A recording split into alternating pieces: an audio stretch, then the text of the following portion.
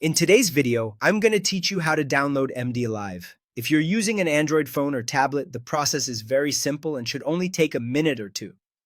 Before you begin, make sure your device is connected to the internet, either through Wi-Fi or mobile data, so the app can download properly without interruptions.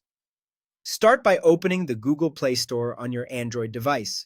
This is the official app store for Android, and it's the safest place to download apps like MDLive.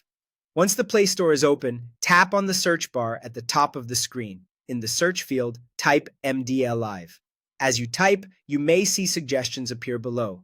Go ahead and select the matching result, or finish typing the full name and then search. This will bring up a list of apps related to your search. Look for the app called MDLive. Talk to a doctor 24/7. Make sure you select the correct app name so you don't accidentally download a different app with a similar title. Taking a quick moment to verify the name is a good habit whenever you're installing any new app. After you open the app's page, tap the Install button. The download will begin automatically, and depending on your internet speed, this may take just a few seconds or a little longer. While you wait, your device may show a progress circle or bar indicating how much of the app has downloaded and installed. Once the installation is complete, the Install button will change to Open. Tap Open to launch the MDLive app for the first time. At this point, the app is successfully installed on your Android device. From there, just follow the on-screen instructions to continue.